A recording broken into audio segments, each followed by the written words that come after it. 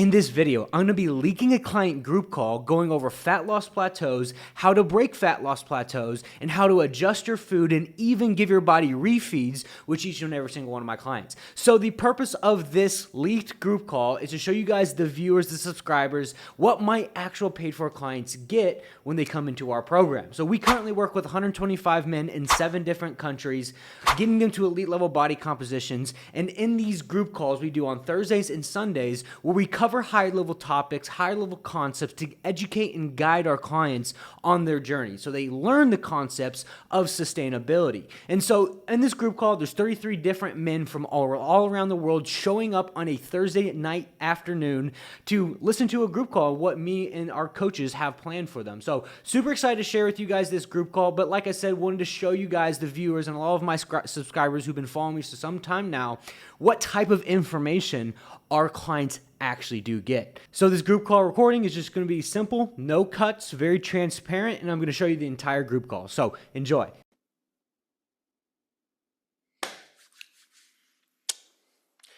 Hey, gentlemen, what is going on? Everyone having a good afternoon, good week? Mike, what's going on, man? You're always a sight for sore eyes, dude. How you feeling? Feeling good. Good? Yep. Man, you just brighten the room, man. Something about you. What can I say? Everyone else doing well? Rob, nice to see you, man. Looking sharp, looking sharp. How you feeling? Doing good. Just getting off mute there. You know, back to life finally. Yeah, exactly. Thought we lost you for a bit. It was touch and go for a while. Yeah, I Definitely. mean, it happens. Like, getting sick happens, guys. It's part of the journey. But we're actually gonna kind of cover a lot of things today that's kind of correlated to like sleep, digestion, sickness, and like decisions that we make, so we can all be aligned on both me, Nick's side, and also your guys' side as well. So I have like certain expectations in place.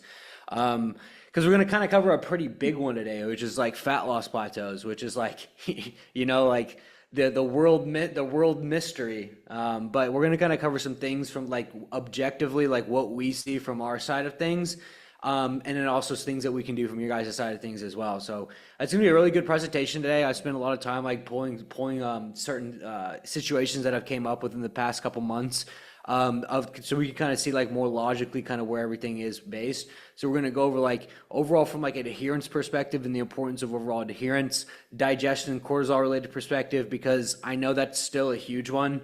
We always get 5 to 10 different digestion related issues, cortisol related issues, like a week where, we see like some minor weight spikes due to just lack of sleep, stress. Like that's part of life. And so it's really good to see overall the insides of what me and Nick think and what we can kind of see as well. And so we can all logically understand the decisions that we all do make for you guys as well. So we're going to cover a lot of good things today. And then we're going to kind of cover like the overall concept of refeeds and how we do refeeds as well. So if you guys do have any questions, just raise your little hands and then I'll stop and kind of answer that as well. So yeah, especially you, Mike.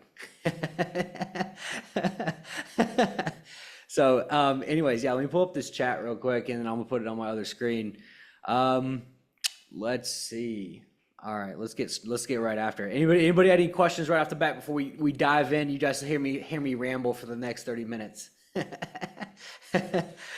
Oh, it's a good topic. It's the mother of all frustrations. Yeah, absolutely. It is, and I completely get it, and that's why I kind of wanted to cover it as well. But frustration, in my opinion, comes with lack of clarity, right? People get frustrated when they don't understand what's happening, right? And so if we understand we're all on the same page, we can all logically understand what we're putting in place and why we are putting certain things in place as well. So yeah, it's gonna be a really good topic today. I'm really happy to cover this too.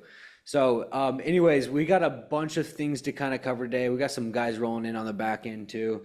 The late showers. Greg, nice to see you, man. I see Greg pulled up, just showed up. But we're going to kind of cover a lot of different things. And I want to make sure that we have time on the back end of the call to answer a bunch of your guys' questions as well. So let's buckle in, let's get after it. Anyways, really there's going to come to 3 different things that we kind of understand when it comes to fat loss plateaus: adherence, cortisol and digestion, and then like obviously food changes, right? Food changes, it being like the most logical one. But in reality, guys, is that even like, through like the coaching programs me and Nick have went through over the last 5 to 6 years, they will teach you is that like 90% of fat loss plateaus actually isn't food or diet or diet or cardio related. 95% of fat loss plateaus comes from either adherence or cortisol and digestion. How can we optimize each iteration you guys are at? So like obviously within your guys' plans, you have macros to hit, you have food like steps to hit. If you're in a fat loss phase, you have cardio to hit. So before we ever move food, we have to understand like how can we optimize what we're already doing to get more out of that, right? Because from a resource perspective, we only have so much food to drop. We only have much cardio to do. And so to make not only your guys' fat loss phases as easy and smooth as possible with the least amount of hunger, we need to understand how to optimize and not really just get our cardio as high as possible and our food as low as possible as well. So like diving into overall adherence, the first thing we always ask is like, did we hit 7 days with good macros? Because really what we're trying to shoot for is 5 to 7 days must be met to make even a logical decision on how to change macros and calories. Because like, let's say that 5 days a week you hit your macros perfectly, and then 2 days out of the week you went over 200 to 400 calories, right? So let's say, you're like, from more perspective of maybe your calories are like 2,000 calories a day. 5 days, you did that perfectly. Protein, carbs, and fats, you hit all those perfectly.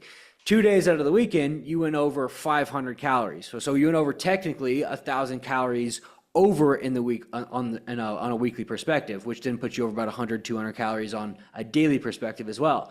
So we have to put that into concept too when we're thinking about an actual caloric deficit. If you're ruining a caloric deficit in like a 2-day period, obviously we can fix that, make sure that we stay within a caloric deficit on those 2 days, and we can actually stay in a fat loss, or a caloric deficit, right? So we have to understand that and there's obviously things that do happen amongst your guys' weeks that we have to kind of mitigate and kind of work around, like work trips, vacations, and all these other things that do happen when you go out to eat with the wife.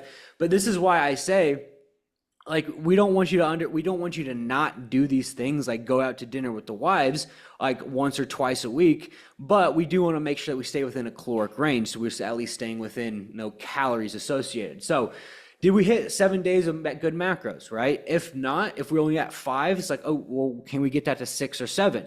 And sometimes it takes a week or two for us to really hit within that 5 to 6 to 7 day period so that we can actually see the effects of what the caloric deficit is actually providing us. So next is like checking to make sure we are weighing food properly and counting miscellaneous items. This is another one that comes up a lot as well, is that like making sure that we are logging the food that we are tracking is same as we are actually eating it, right? So happens all the time, and it's perfectly fine, because this is why you guys have me and Nick who look over this. Nick's really, really good at catching it as well. He's really good at catching the guys who may be tracking food, like a certain type of food as cooked or uncooked. He's really good at catching it, and I can catch it too. But like, that makes a significant difference from overall calorie perspective as well. If, like, let's say that you're tracking your jasmine rice is an easy one, just off the top of my head. Tracking your jasmine rice as cooked and you're weighing it as uncooked, there's going to be a significant difference in the amount of calories actually associated. And then even like the little things, like making sure that we're like checking for the sauces that we're using. And for me, like a rule of thumb, if it's 10, 15 calories per serving, I don't worry too much about it. Like, and I don't think you guys should either. But I'm talking about the ones that are like 100 calories per serving, that have like 10 grams of fat per serving in those sauces. And then you go, obviously, like serving size is, well under what we typically would use, just because they're going off of average size for the FDA. And so like you're going to go over in those. And I see that a lot of times is like not tracking and not associating for like certain sauces that are going to be over in calories. I say that like, 10 to 15 calories, don't worry about even tracking it. I don't even track those. Like if it's 10 to 15 calories, I just be conservative. I don't go like crazy with it. But we do want to kind of check with that. And coffee creamers is another big one as well. Is that like, because those like little things like coffee creamers and sauces are very easy to like let's say, for instance, a coffee creamer has 50 to 60 calories per serving, and like you put 3 to 4 servings in your guys' coffee in the morning, or maybe or how many you do, that starts to add up, 150, 200 calories. And then you start to run into we're actually falling out of an actual caloric deficit. And so like these miscellaneous items like sauces, coffee creamers, food items that you guys are ingesting that you don't really necessarily think of, in a lot of cases we find clients that aren't tracking those, and we're able to correct that and actually put them back in actual caloric deficit. So really adherence is a big one. But from a tactical perspective, it's like, when does this apply? Like why am I saying all this, and when does all this apply? Work trips, vacations, and weekends, and obviously like fuck ups, is that we want to make sure that we are staying within a caloric deficit. Because if we aren't, and if we're eating 1,000 calories on a Saturday night, and we go way over, we're putting ourselves out of a caloric deficit, then the only change that we need to make is like stay within a caloric deficit, right? And like Nick put it very, very well in a group call that he led a while back. He said, changing your macronutrients or like lowering food is the exact same as going from a 5-day adherence to a 7-day adherence, right? Think about that logically. Is that going from a 5-day on adherence to a 7-day adherence is the exact same as lowering food, right? And that's exactly what he means by that, is that it's putting you in actual caloric deficit.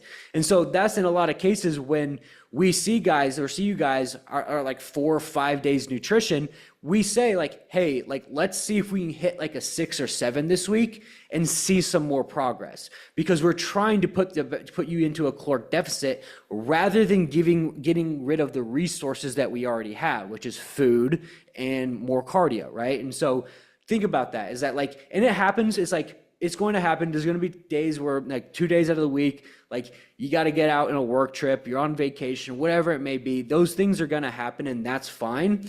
And the contingency plan for that would be just 1 week back on macros, right? So any weeks that you may have went over in calories to a significant amount, hindering your fat loss progress and taking you out of a caloric deficit. So that's why we push you guys when you guys check in with a 4 or 5 day nutrition. We're like, hey, like, this is fantastic, but let's see if we get a 6 or a 7 to increase the deficit or improve the way that your body's actually responding. Because like just a tiny bit more adherence goes a significant long ways. And then like the protocol for when this does happen, because it will, is 1 week back on macros to let your body adjust. So a lot of people think that when you get back from vacation, or maybe you have a weekend when you do 2 days, it went pretty well over on calories, and the only thing that needs to happen is you need to get right back on the macronutrients and let your body adjust. If you push your body to burn more calories or lower your food, now you create inconsistencies within energy intake and energy output. What it would benefit you more is after these weekends or after a vacation is get right back on the macronutrients that you left, and you let your body do the adjustments. You let your body do the work, right? Don't overcompensate for less food and more cardio.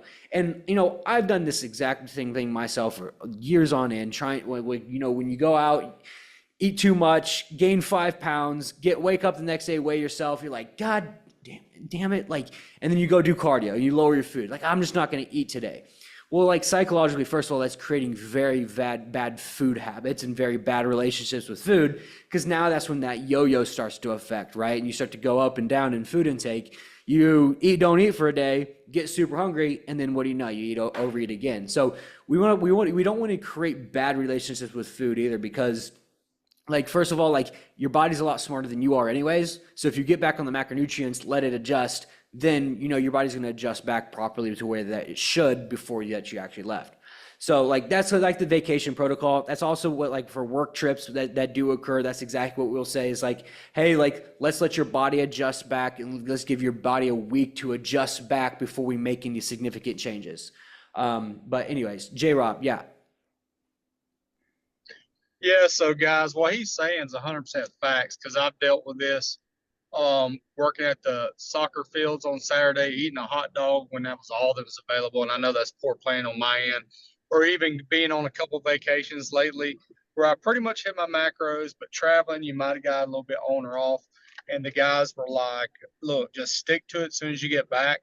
For instance, I had gained 2 pounds over the weekend, but this morning hit a whole new low from last week. So he's exactly right, because in the old me would have been like, okay, let me go into starvation mode for 2 days.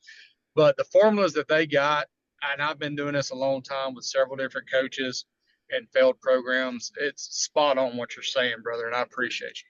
Yeah, absolutely. I mean, like you want to think about like fat loss from a psychological perspective too. Everybody should.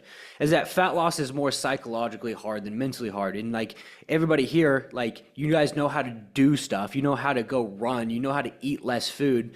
But it's on understanding the psychology behind fat loss and like what your guys are doing to your body. If you're highly restricting your body after going over and punishing yourself, what you're doing is you're putting a bad connotation, a negative connotation on top of yourself to, in the future, do that same thing again. When we don't want to do that. We want to create a good relationship with food and say, like, okay, the expectation is I'm up 2 pounds. It's digestive related. Let me get right back on the macronutrients and let my body adjust and do its thing, right? That's going to give you a lot more clarity. It's going to give you a lot more less anxiety. And your body's just going to react better to it overall. Because like if we start to like highly restrict ourselves after these vacations and stuff like J. Rob said, then that's when we start to create, like I said, bad relationship with food, but you're also pushing your body into what we're about to talk about next, which is higher levels of cortisol, right? Which you're pushing your body into like higher levels of cortisol and inflammation, which your body's going to start to fight back against.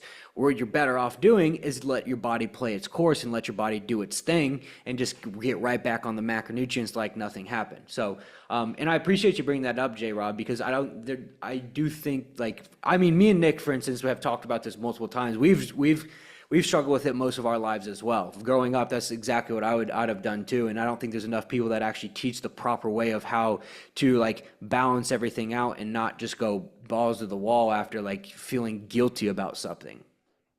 So I appreciate you sharing that too. But let's see. Yeah, it's definitely psychological, because you want to go back to bad habits, which is being inconsistent.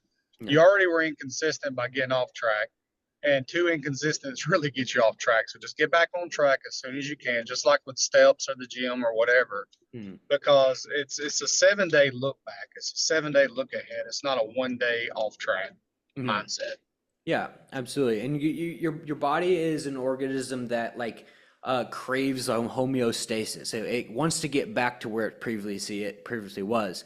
That's the importance of like what we teach with overall your metabolism and how your metabolism works. Your body wants to get back to where it previously was. And that's the purpose of what we're doing, is really trying to understand that. And if we push the body into a position of cortisol starts to rise and we start to hit this wall, and then other things can happen. And because like when you think about a perspective of adherence and consistency, you can see a lot clearer when you have consistency. You can make better decisions when you have consistency.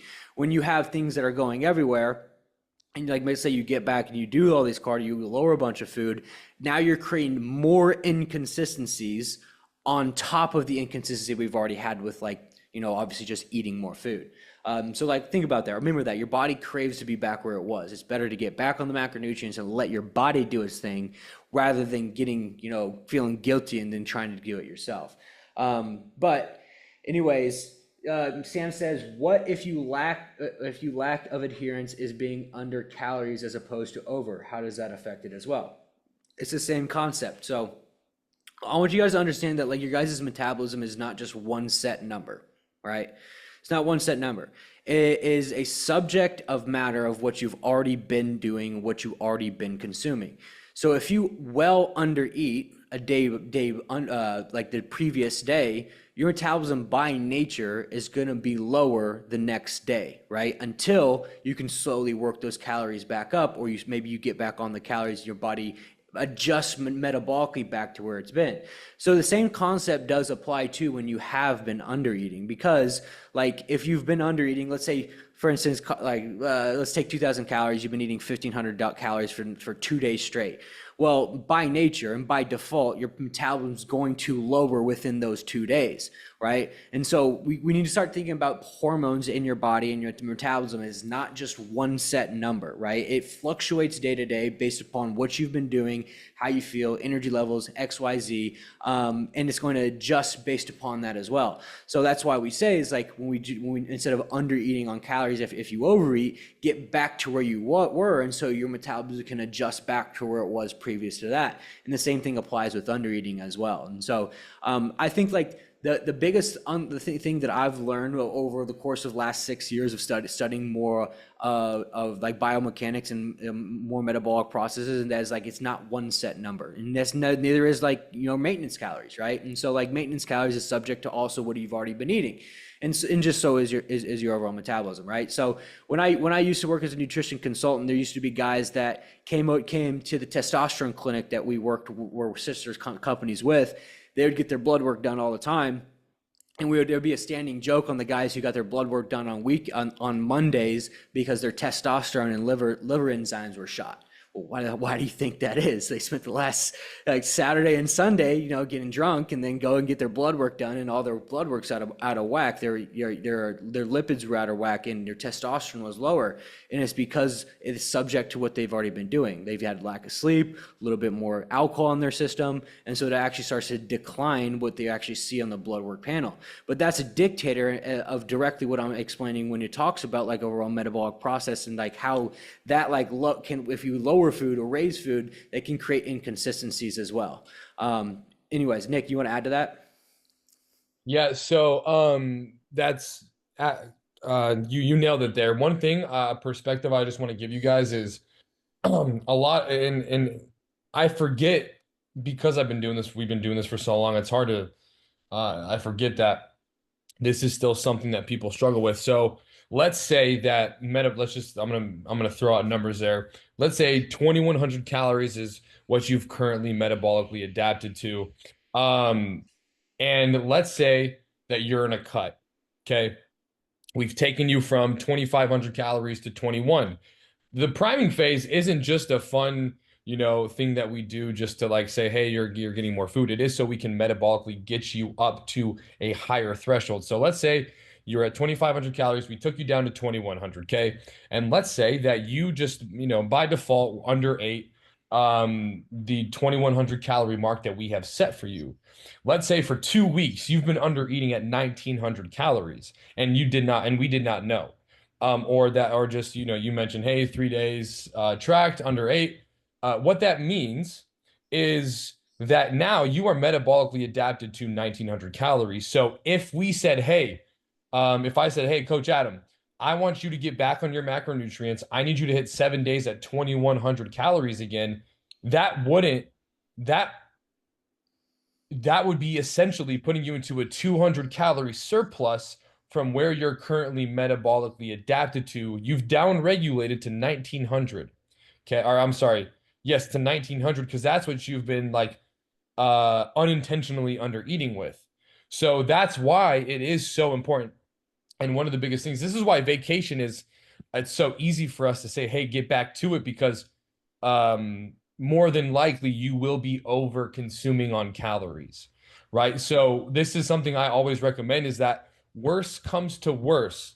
If you are going to miss your macros, please like overeat them, because we can always go down, right? We can't go, and this is something Coach Adam says all the time, and I love it when he says it. We can't go back up. So if you are metabolically down-regulated to 1,900 calories because you underate, and our goal is set at 2,100 calories, we can't say, hey, let's put you back at 2,100 and you'll continue to see new lows. It just won't happen that way. We want you to, so also, and really quick, I want you guys to let me know if that makes sense. And that's why we do, compliance is everything. And I really quick want to say this to everybody here. Macronutrients make up your calories. Okay, so that's why we say don't even look at the calories. Macronutrients will make up your calories. If you hit your macros, your calories will be hit. My Fitness Pal sometimes is Adam, I don't know what they do, like why it's off sometimes. But I thought it was potentially the thermogenic effect. I'm gonna let Adam take it from here, but I do want to make sure that this makes sense. Yeah, okay, cool, great, 100%. Just in terms of the down regulation and why, once again, worse comes to worse, would prefer a little bit over consumption of total calorie or of macros calories, so that we can actually still go Yeah. down. So yeah. Yeah, and so he's talking about like psychologically, like you're on vacation or whatever, like you're obviously probably going to overeat if you're not tracking. And if you're overeating when you're not tracking, then like when you go back to what you were eating before, you're by default now in a deficit once again, right? You're by default in a deficit once again, which is gonna like lower your weight back down. So, covering like kind of macronutrients, like the reason why we only track macros is because like we got protein, carbs, and fats, and there are actual calories outside of a protein, carb, or fat, like insoluble fibers and sugar alcohols that don't actually have any effect to your overall metabolic process, right? Like you actually just kind of digest them, excrete them, and they never really do shit for you. Okay, so like that's the reason why we say track protein, carbs, and fats, because those are what's going to actually give you the cosmetic effect, and the calories don't necessarily matter too much because anything outside of a protein, carb, or fat doesn't really have any nutritional value and has no place on the nutritional tree. So like it doesn't really do anything from you from even a metabolic perspective as well. Realistically, you just kind of like I said, just excrete them out without any like actual benefit to them. But Joel, was that your question that you wanted to ask? I know you had your hand up. Joel? That was totally it. I was just wondering because I never really look at the calories on the app, and I just follow my macros. And I just looked today, and I was 100 calories different actually. Yeah, and like if you guys try to hit all your protein, carbs, and fats, and your calories, you never will. It'll be like a headache. So don't even worry about it. Just track the macros. The calories don't really necessarily matter too much. Just for that specific reason, is because, like I said, there's tons of there's tons of nutritional value in protein, carbs, and fats, but outside of that, there's really nothing else that does anything for you for an overall metabolic perspective. So don't worry about it. Best thing to do: track macros. Do not worry about calories, and you'll be just fine. But John said, what about cholesterol and sodium intake? My current sodium intake with the diet shows that I'm over the numbers, if that makes sense. So yeah, so like sodium intake, guys, I don't really want us to worry too much about sodium intake because you guys are drinking a gallon of water and exercising properly. Sodium intake, now like if you go to Fujiyama's and like you go crazy, like yeah, you're probably eating a little bit over on sodium intake, but like just your typical table salt and seasoning that you guys use with your meals, you guys are exercising enough and drinking enough water when do not worry too much about sodium intake whatsoever. Not with your typical meals that you eat on a day-to-day basis. I've never came in an instance to where like we had a client that was over consuming on sodium just with like natural seasonings that you use or whatever seasonings you guys like to use, or even like the foods that you like to use. Like I would say typically the only time that sodium and cholesterol levels really start to rise a lot is if like you're eating fast food or like restaurant level grade food, where it's going to have like a bunch of MSG in it and that all that good stuff that's like the additives. I don't think you should worry too much about a sodium intake. I never have personally, and typically we don't really worry too much with our clients with just like overall sodium intake just on like a regular basis. But it's a really good question though. Dano Seasoning, my new employee. I use the Kinders. It just like has like a bunch of but like once again, guys, don't worry too much about sodium intake. Your water and your exercise, you're exercising properly, getting enough water intake where it shouldn't matter. But you have to understand that sodium is actually needed in your diet. Like you actually need sodium to be hydrated, right? It's like electrolyte imbalances actually fall within the category of proper sodium ingestion. So we need to make sure that we are eating enough sodium. Best thing I would say from like a sodium perspective and like what we can be doing to optimize like efficiency of just water, glucose uptake, and then also sodium regulation, and then just overall electrolyte regulation as well, is just simple pink salt. Like pink salt's like the number one best thing you can do for like an electrolyte perspective of overall sodium intake. I personally on prep do 2 cranks of pink salt on each meal on top of what I'm already using, like seasoning wise. And then I do 5 pre-workout because, like I said, the pink salt is a natural mineral that it actually aids in a lot of electrolyte benefits as well. So if like you guys ever seen like I mean, like think about like electrolyte packets. If you guys ever drank electrolyte packets before you drink them, they taste really salty, right? That's why, it's because sodium is needed for a proper electrolyte imbalances and hydration. But yeah, like if you guys want like a actual takeaway, an active takeaway you can use from like an electrolyte perspective, like 2 cranks of pink salt in each meal, seasoned properly with any of the seasonings you want, the Kinders or Kevin's Danos, like seasoned with all that good stuff, and then 5 cranks of pink salt pre-workout in your pre-workout meal. It'll help with better water retention intramuscularly for better pumps. It also will aid for better water intake as well and electrolyte consumption. So very quickly.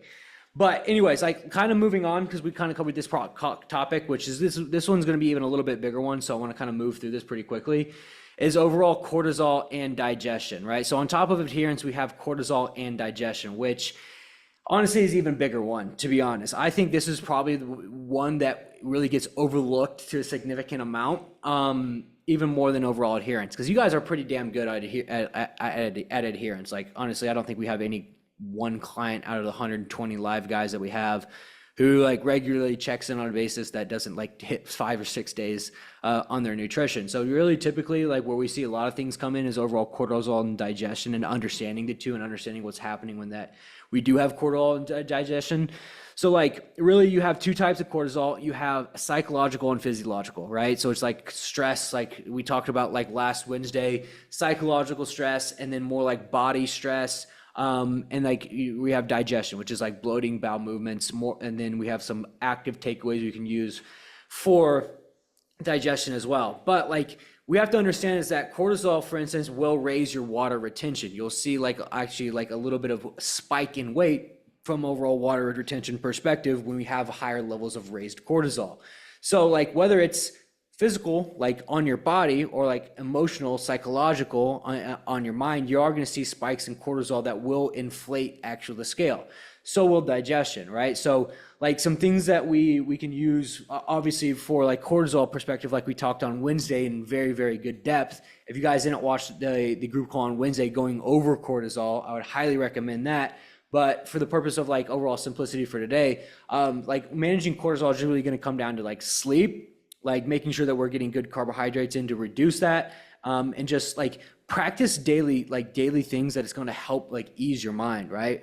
I had a conversation with one of you guys this week, and we went over kind of like resource management, right? And so like cortisol is something that everyone's going to have a problem with or struggle with at some point in their time here, right? It's something that I struggle with, something that Nick struggles with. It's just part of life, is managing cortisol, managing stress. So one thing I said to one of you guys this week that we had a conversation with, who was struggling a little bit with more along the lines of like deep work weeks, struggling with kind of cortisol and like stress. And I told him, I was like, start to be cognitively aware of where your focus is going and where all of your resources are going as well. Like, where is your time and attention going to from like a more of like a psychological perspective? Where's your energy going, and where's your focus being relocated during the day to day? Because if you're constantly getting hit by, it's like work this, you got to manage, maybe you're a manager, business owner, you got to manage all these people. Then you got to go home and manage the family, you got to manage the wives, and we got to go hit the gym. You got to manage all these things with your food intake. And honestly, in some days, it feels like a death from a million cuts. It's like not just one thing. But start to realize and start to think, okay, like where's my time and energy being relocated? Like where am I being pulled out out of my day-to-day life, where my energy is being pulled, where I can kind of simplify that, or maybe, optimize it a little bit differently. Obviously we can't do that with our families. That's something that they need us for. But something we can do is like at work, if you're being pulled in every single different direction, maybe just sit down and say, hey, like I'm focusing on this. Like I gotta like I got to decompress from everything else, right? Like manage your time properly and manage your focus properly will help a lot with psychological stress. And that's something that like I really do push each and every single one of you to do is like understand and be cognitively aware of where your energy and where your focus is going, because energy and focus is a limited resource, right? And if we're like out of resources, we're feeling like we had no energy, no more focus, and we're still getting pulled in every single direction, then yeah, like your guys are going to get stressed the hell out, and it's not very fun. And obviously we're going to raise cortisol levels a little bit. But the best thing you can do from a tactical perspective, get some damn good sleep. If we cannot get good sleep, and this is something I've preached a lot, is like if we can't get good sleep, maybe we get 5 days of pretty good sleep, 7 to 8 hours, and maybe 2 days out of the week you get like 4 to 5 hours, right? I know we got some guys who work early in the mornings in here. What I want each and every single one of you to do is that pick a day that you can sleep the hell in and get 12 hours in. Like at the end of the day, I know each and every single one of you are busy guys. You got families, you got wives, you got things you got to do on the weekends. But if you put 4 hours aside on a Saturday morning to catch up on sleep from the week, you will see a significant impact in overall cortisol levels and how you actually feel. So what I do every week, every Saturday morning, like you guys won't hear from me till like 11 a.m., right? Because what I'm doing is I'm recuperating resources, right? It's not something that you want to think about like, man, I'm being lazy this Saturday morning where I could get up and get after it. It's like, hell no, like I got to get some sleep so I can be able to wake up on this Saturday afternoon, and I can really get my day started and really recuperate around my resources before this week gets started again. Because if you go week after week after week after week after week with 5-6 days of sleep, yeah, you're gonna start to feel pretty damn worn down. But if you take simply just 4 extra hours on Saturday, Sunday, whatever it may be, then just sleep the hell in, like you will feel a ton better. And the same thing goes for like napping. Like I'm a huge advocate of napping. If like, you know, you got a Friday afternoon off and you have the ability to sleep it, like get an extra nap in, do it, because we got to start thinking about sleep as an available resource to recuperate resource. And we need to start thinking of it that way. But like that's the best thing with overall cortisol is understanding cortisol management. So let's move a psychological perspective of cortisol. So we do have like overall digestion. Yeah, love a good nap. Hell yeah. Monitoring types of food that we could change out for better digestion. So simple is always better. So another thing is digestion, is understanding digestion, right? And so like when we understand digestion is that your weights each week, guys, are going to be up and down, you know, through the week. It's just how it is. My weight goes up to 212. It went down to 209. It will back up to 212.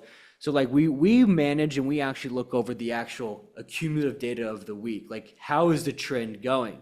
So like when we look at your guys' weigh-ins, for instance, like we look at, okay, 5 days out of the last week, do we weigh in higher or lower, right? That's kind of what we're thinking cognitively. Do we weigh higher or lower 5 days out of the week last week?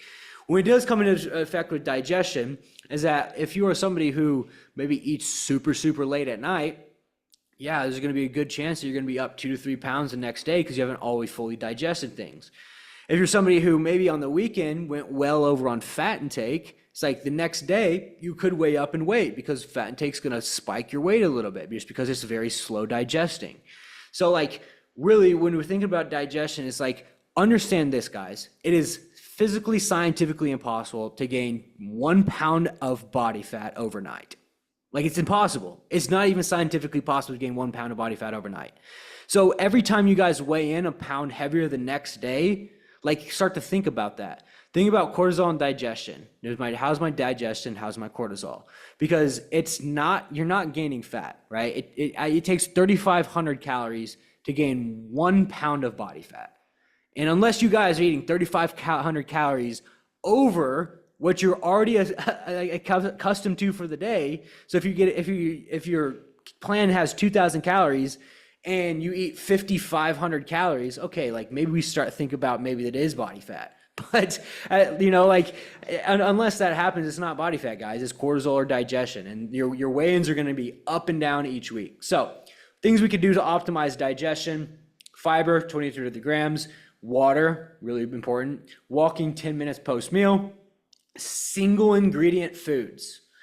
Guys, the simpler the better. I'm like, that's just the name of the game. It's like, yes, it's like we let you guys choose what you want to eat, and I don't care what you guys eat. All of you guys have different things that you do like to eat, But there will be a certain time in your guys' plan when we're really optimizing for fat loss and we're really trying to get the most out of each iteration, that we say, hey, let's actually optimize for single ingredient foods. Like, let's cut some of like the processed stuff.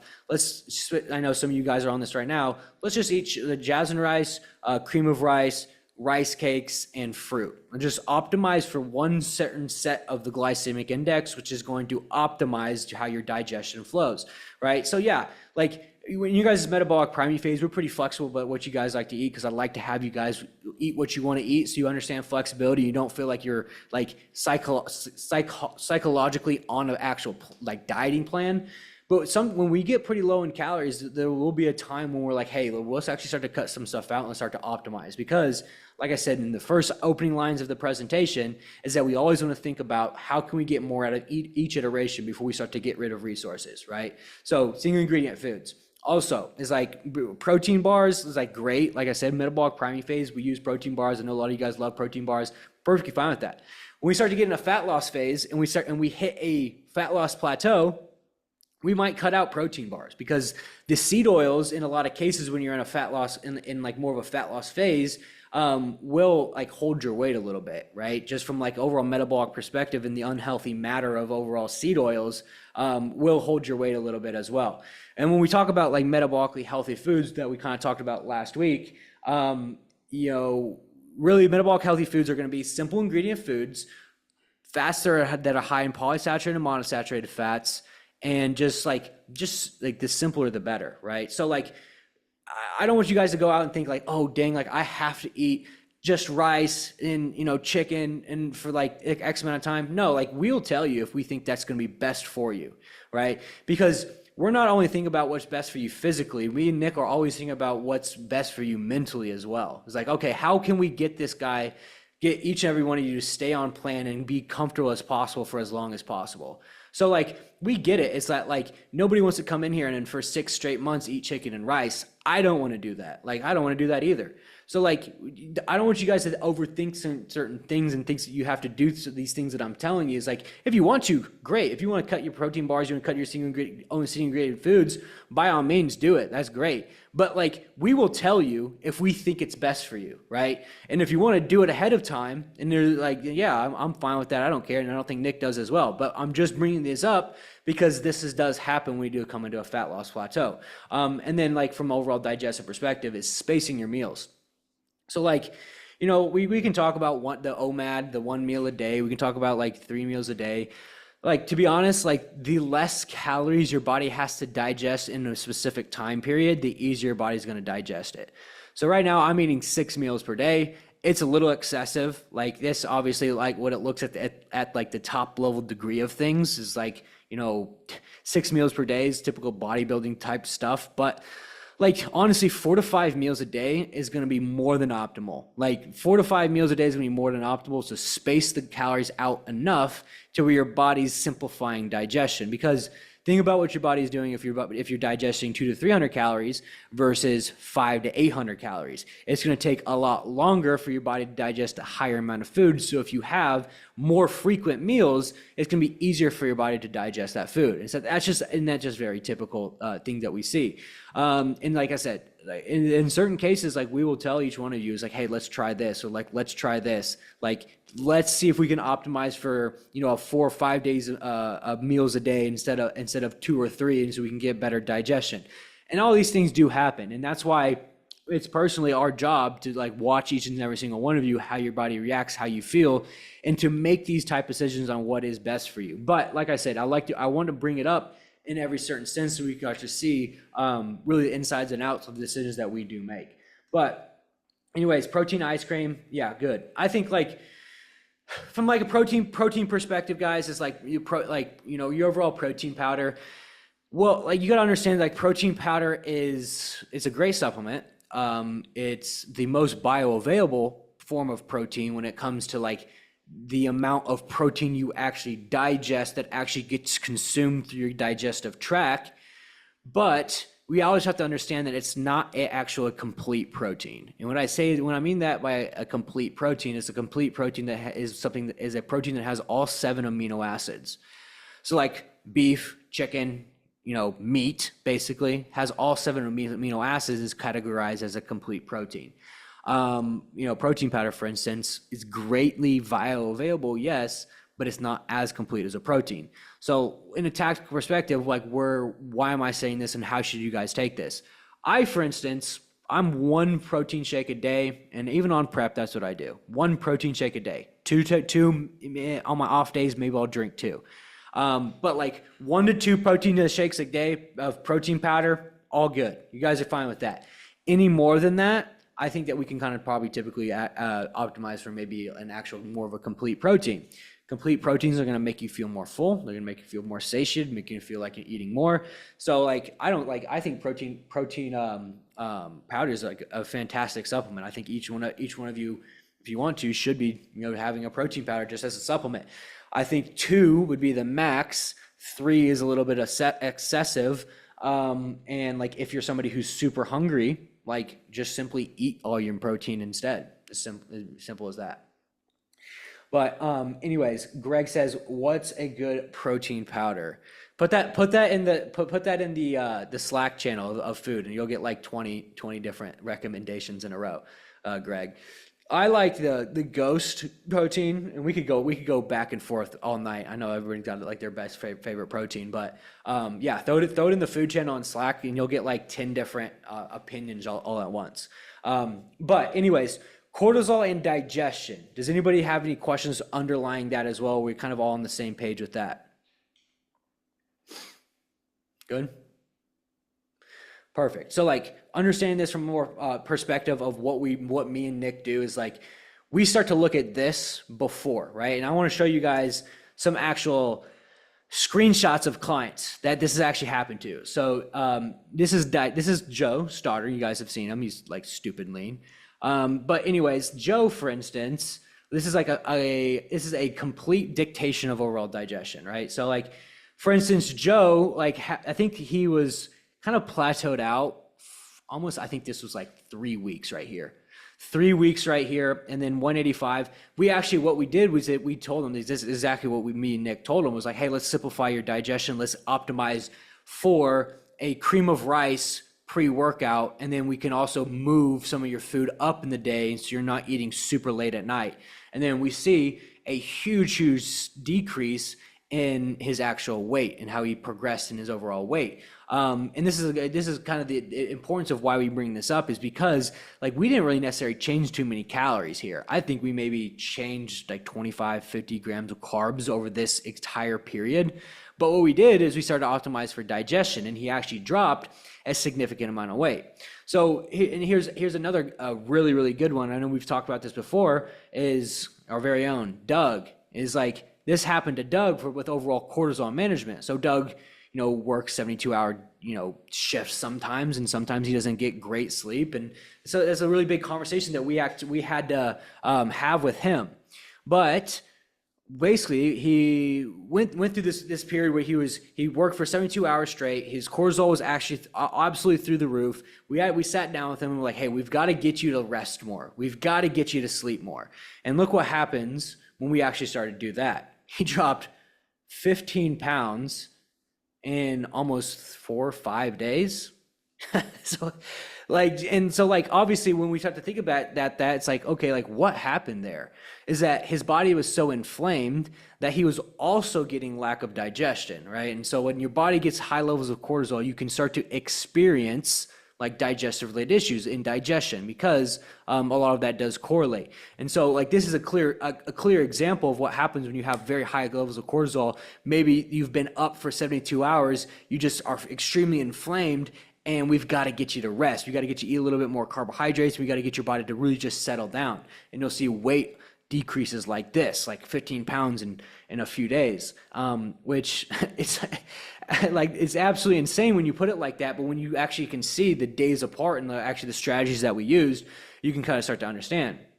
And then another one is my man Antonio here. So I bring Antonio up here is because Antonio, I want you guys to kind of check in on his weigh-ins, right? He'll hit a new low weigh-in.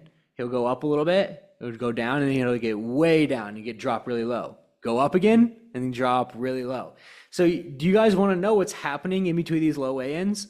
Is that typically, and I'm pretty sure Antonio can test for this, is typically these Mondays through the work weeks, his weight starts to go up. Once he hits the weekend, gets a little bit of rest, and gets off his feet a little bit, his weight starts to go back down, right? And so we can start to see the trend here of what's happening from just an overall cortisol and more of a sleep perspective as well.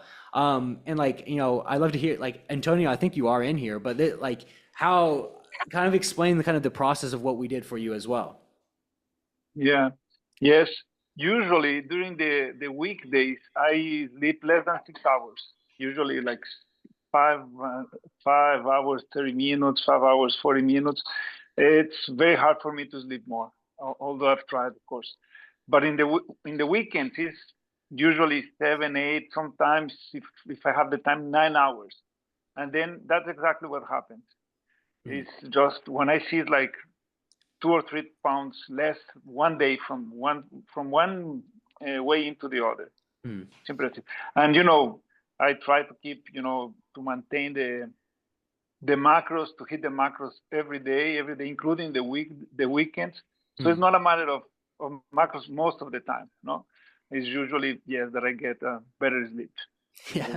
Yeah. And like we started to notice like way early on, this is happening, Antonio. I was like, Antonio, look at this. Like your weight goes up on the weekends and you hit new low weigh-ins on the weekdays or weekends. And yes, so like, exactly. But like, that's the importance of what we try to teach you guys is that like knowing this, he has expectations each week. It's like, yeah, my weight might go up a little bit this next week, but like I need to go and get good sleep on the weekend so I can start to reduce that cortisol and then we can start to see that weight drop. And that's the expectations that I want you guys to see when we do bring this to the table is that like, you know, these days that he jumps up, it's not weight gain. It's just like he's, you know, on the go, like he's busy all week and then finally gets a chance to rest, sleep good. We see that nice big decrease. And we haven't really changed Antonio's food very much in the last like 2 months. And he's just constantly like just nice, slow and easy, just low hunger, just nice, slow and easy. And that's what we try to do. It's like, why we put these expectations in place. Because let's think about it like this. It's like, if we see these weight spikes during the week, and, you know, we're like, oh shit, and then we try to lower his food, what's gonna happen next? We're gonna run into like cortisol related issues where we're not getting enough food and not getting enough actual nutrients for recovery, right? So it's always good to bring up, and I show you these 3 all side by side to see kind of what they do look like from a digestion optimization perspective, like cortisol management perspective, and a sleep perspective for this exact reason, because we want to have expectations on how our body works so we can manage everything properly. Does that make sense? But anyways, kind of getting into the last topic is obviously like more of like food changes, right? I know we're kind of running out of time here, so I'm trying to make this as quick as possible. So like I pulled up Andrew Wright's check-in form from last week. And so like how we make changes is that, okay, like think about this. Now that we know everything that I just explained with, you know, with adherence and then cortisol and digestion, when you guys check in with you guys' food, like check-in forms, the things we look at is this right here. It's like, okay, adherence, yes. Hunger.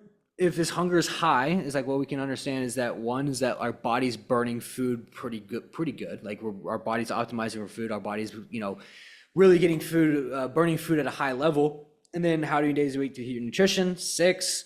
And then he had 1 day off right here, not a huge deal. But then and then energy was at 8 as well. So like when I look at this check-in, I'm like, okay, his 8 energy, 8 hunger. So that's good. That's really good actually. Is that our energy's high, but our hunger's actually also high. If our energy was high and our hunger was low, right, and that would still be good. But we still want to make sure that we know that like hunger is not a bad hormone to want to be running away from. Hunger is something that we want to manage, like know where we're at with, so we know how our body's burning food. Like if this was flipped though, and like his energy was crashed and his hunger was high, that'd be a sign like, okay, we need to start thinking about a refeed and a refuel to get his energy back up, right? And like for instance, from overall adherence perspective, if he was at a 5, we wouldn't change too much. We actually changed.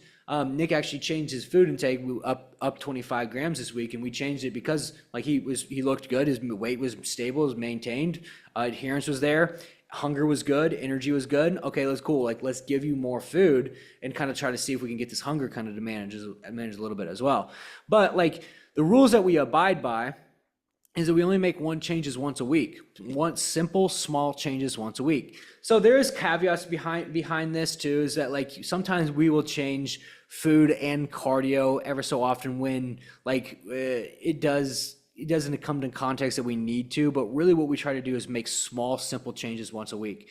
Because if we're changing food intake, like let's put it in this perspective, if we change food intake and cardio, we don't necessarily know which has a higher impact, right? If we change cardio 10 minutes up 10 minutes, and I don't know, like we see a big decrease, like 2 pounds in weight, like okay, that's a huge stimulus. Our body's reacting very well to cardio. Same thing with lowering food, right? We make simple changes once a week, but none of this really matters unless we got the 2 steps above figured out, because that's what's going to create the biggest impact. Your adherence in your overall digestion and cortisol management is going to create the biggest impact. So like, yes, like we will change food, but as long as we got those 2 steps taken care of first. And then like step 1 is body composition changes. When we check out all your guys' photos, the first thing you guys will see that we do is we check your body composition, right? Is our body changing? Yes, no changes, right? You're getting leaner, right? Because if we are getting leaner, our weight is the same, exactly the same it was last week. All our KPIs are in place. We've hit all of our nutrition. All of our adherence was there. Like what's happening is that like we're leaning out. Like our body's leaning out, and we might even see like gaining muscle tissue in a caloric deficit, because it is extremely possible with a higher protein diet to gain muscle tissue in a caloric deficit to some certain extent. So like if we don't see body composition changes, we go to step 2. Are we down 0.5 to 1.5 pounds from the previous week? Yes. No changes. We just need to let it roll, right? We only got limited resources. Why try to like waste them all?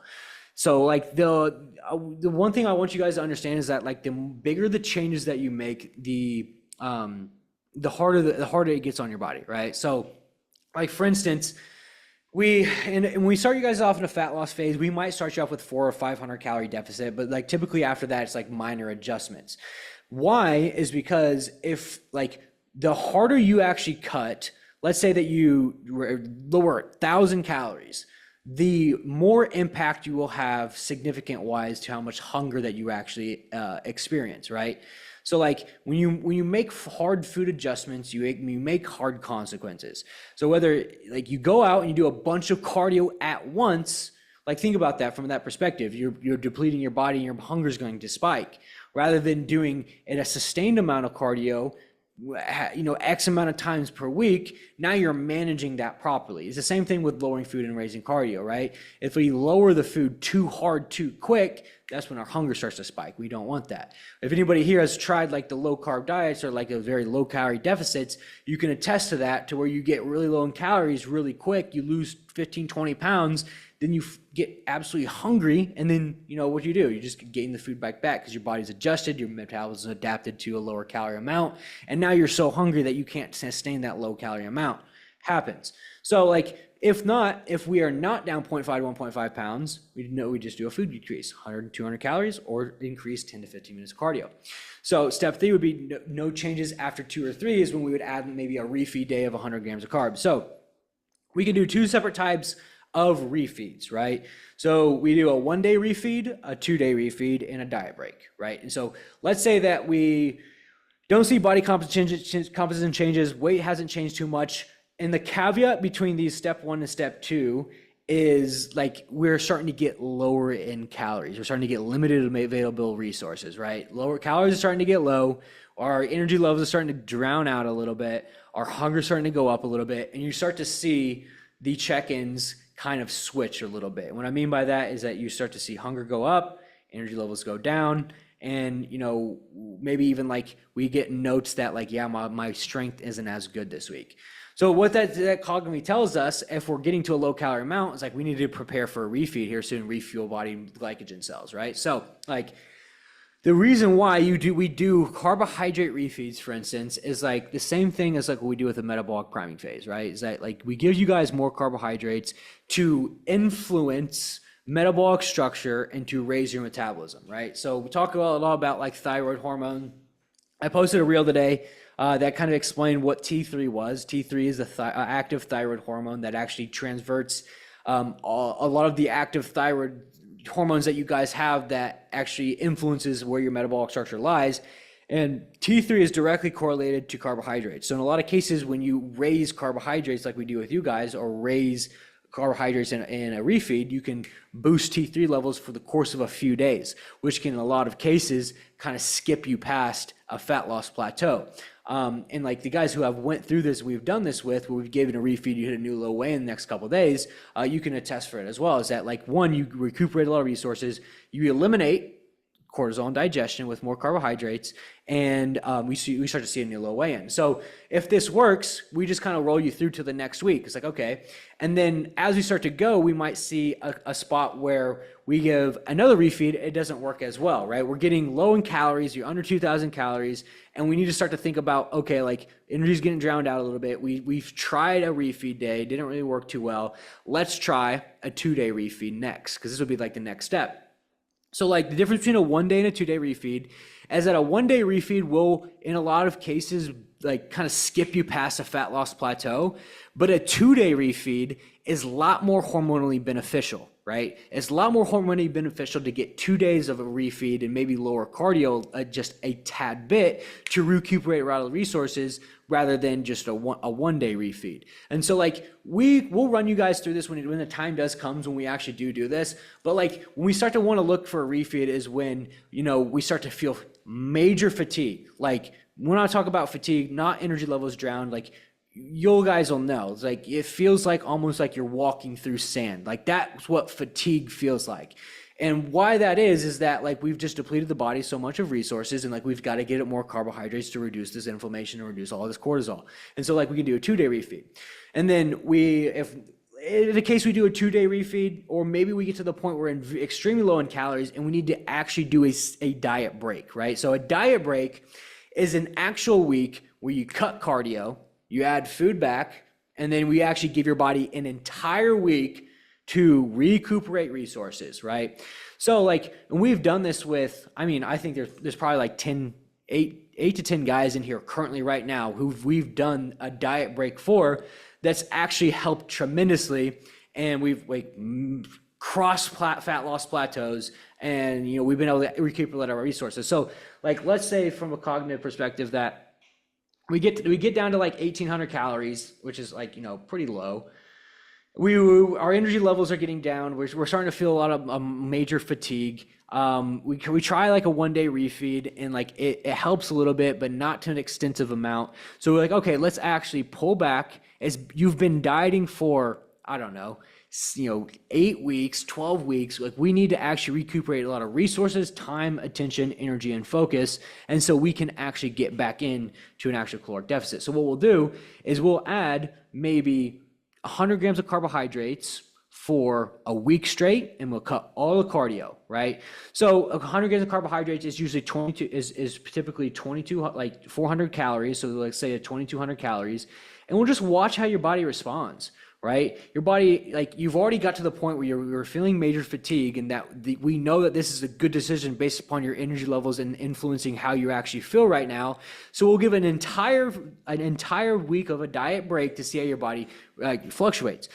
In a lot of certain cases, we will do this, and then your body will react so well, you'll lose 5, maybe even 6, 7 pounds. I think it specifically happened with Mike within the last couple weeks, is that he got to the point, super fatigued, super low in energy. I said, let's pull back and just give an entire diet break refeed.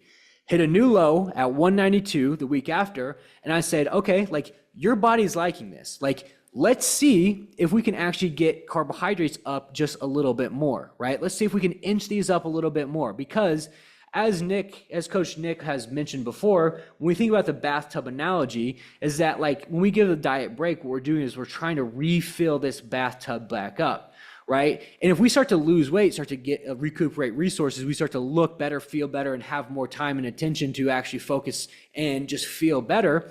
What we'll try to do is we'll actually try to get this up just a little bit more, right? Maybe like the next week after the diet break, we will try to get you up to 2,300 calories, see how it works. Body is managing well, weight stable. Okay, let's do it a little bit more. Let's get you up a little bit more. And what we're doing at this point is we're slowly trying to, it's like almost like a mini metabolic priming phase when we're slowly trying to get your calories up so we can gain more leverage before we pull back and go back into a fat loss phase. Now, this isn't like one of the, like the metabolic priming phase, we try to get your calories up a significant amount. No, we're just trying to get enough calories under our belt without gaining a pound of weight, right? And we keep doing that process week by week until we maybe see a slight weight spike a week. It was like, okay, cool, let's go back into a calorie deficit and let's add a little bit more cardio back. And so we can do that and we can create a little bit more of a deficit.